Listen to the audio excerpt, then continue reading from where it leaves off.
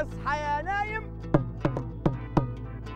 وحد الدايم، الحاضر يعلم الغايب، الشيف يوسف ومقلي التفال اتحدوا سويا لتحضير وطهي الأطباق التي انتم طلبتوها.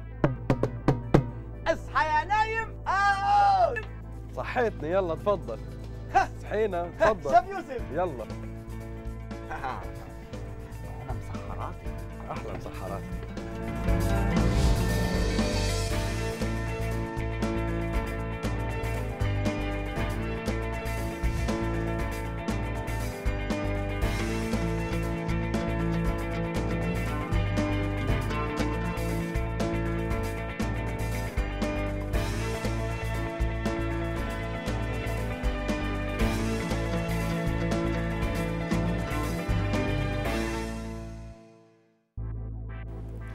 حلقة جديدة من الرجل مقلاة تيفال. اليوم التحدي حنعمل البسبوسة على طريقة سريعة وحنعملها في المقلاية. ححط المقلاية على الحرارة ونتأكد انه العلامة الحمراء اللي في النص تكون صارت حمراء عشان تكون ايش؟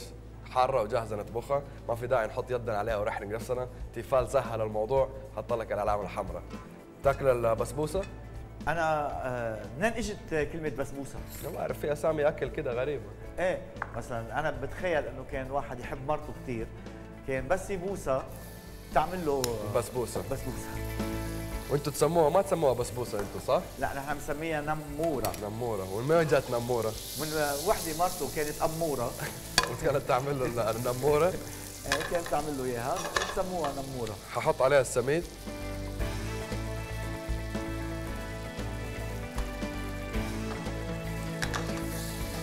في عندنا اكله اسمها سنبوسي.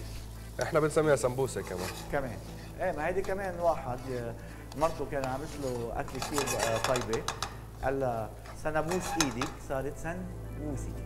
يعني لها معاني الكلمات اللي بتطلع. الاكلات اللي بنسميها لها اكيد معاني، بس بدنا نشوفها احنا كمان، نفتش عليها. ححط عليها شويه سكر. نحن الحلو العربي دائما بنكتر له سكر وبنكتر له قطر. قطر، والقطر هو السكر. بحطوا سكر في الكيكه ويحطوا قطر فوقه وسكر زياده. نحب الاشياء الحلوه احنا. انا ايه، وشو الفرق بينهم بين الحلو اللي بنعمله نحن بالدول العربيه والحلو الاجنبي؟ اظن احنا ما نستخدم الشوكولاته زي ما هم يستخدموها، هناك بنستخدم الشوكولاتات اكثر. احنا هنا بنعمل الحلو بالسميد وبهذه الاشياء يعني. نحط عليها شويه مويه زهر او مويه ورد وحليب.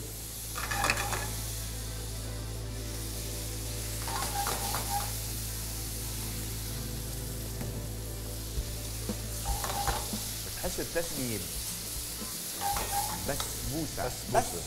او واحد عنده شي بسينه بس بوسه. بس كلها وبوسه. قلت لي انت مربى بسينه بالبيت. مربى بصينه؟ بسه. بسه قطه. ايه مربي عندي بسه واحده.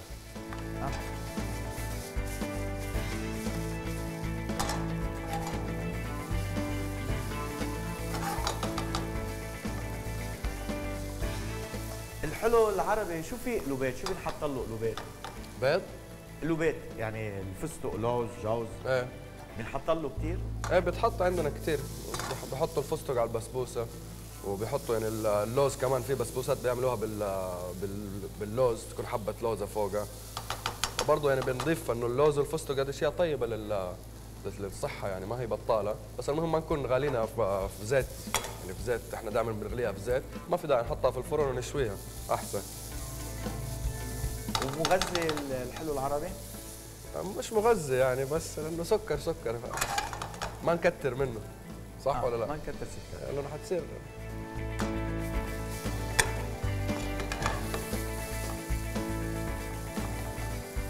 بس متاكد انه نطبخها عاده هذه يعملوها في الفرن بعد ما يخلطوا الخلطات كلها، يخلطوا المكونات كلها مع بعض بحطوها في الفرن. فاحنا بنعملها في المقلايه، لانه عاده هذه بتنعمل بصينيه كبيره.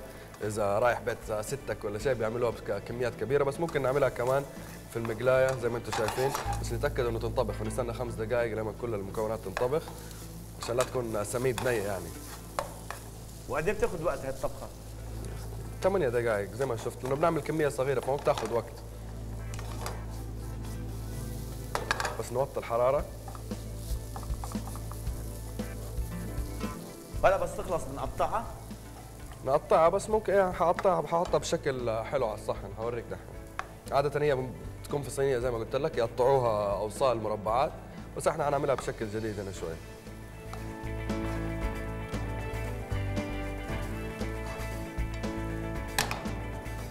نحن عندنا بحطوا لها حبه صنوبر من فوق. ايه، فيك صنوبر، فيك لوز، فيك فستق، على حسب انت تحبه. نروح اجيب لك صنوبر واجي. بدي اعزبك؟ يلا بدي.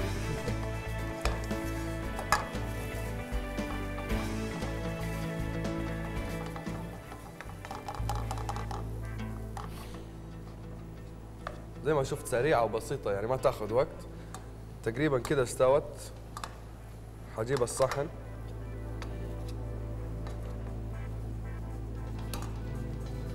انت بتاكلها كثير؟ بتاكل حلو كثير ولا مالح اكثر؟ لا انا بحب الحلو بحب المالح، كل شيء بوقته حلو. او مالح.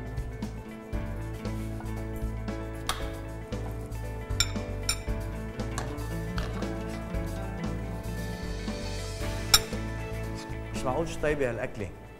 بس بتعرف شو خايف؟ شو؟ خايف تيجي لزقه وتاكلها. لا ما راح تيجي ان شاء الله اليوم. انا ما شفتها اليوم، انت شفتها؟ انا ما شفتها. لا اقول لك هجت من البنايه. يمكن، يا ريت. شيك. تشيك. انت بتشيك؟ انا بشيك كمان. قاعدة هي. بتشيك بالبحر بتنط هيك قصدي انا. ايه بتتسبح برضه. تروح. بس هي مش رح تروح.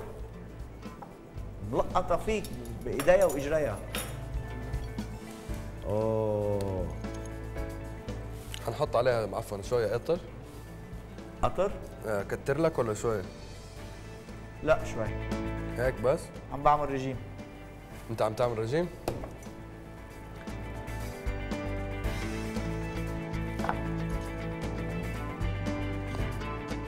القطر طبعا اللي عملناه هنا بس كله سكر، وحطينا سكر ومويه مغليه سكر. ممكن في ناس يحطوا عليها مويه ورد او مويه زهر اذا انتم حابين تنكهوها زياده. في ناس يحطوا شويه عصير ليمون عليها كمان. انا ستي بتحط لها نتفه حامض. ايه حامض، ايه ليمون احنا نسميه.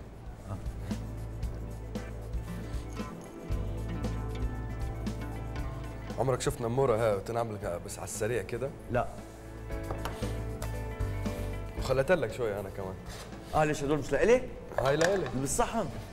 واهم شيء شوف انه كانه المقلايه ولا استخدمناها، يعني اذا فرغنا الاشياء من الصحن نظيفه. شو هالتفال. طبعا تحدي اليوم كان البسبوسه او النموره زي ما انت تسميه. انا ربحت والمقلايه ربحت اليوم. شوفونا في تحدي جديد وحلقه جديده من رجل مقلاة تيفال.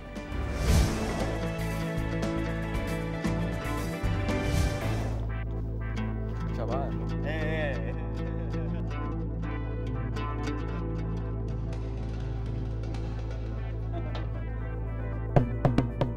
يا اهالي المدينه الكرام، ودي كانت وصفتنا اليوم يلي حضر لنا اياها الشيف يوسف ومقلاية تفال. واللي عايز وصفتنا اليوم يتابعنا على الفيسبوك والتويتر. يا اهالي المدينه الكرام،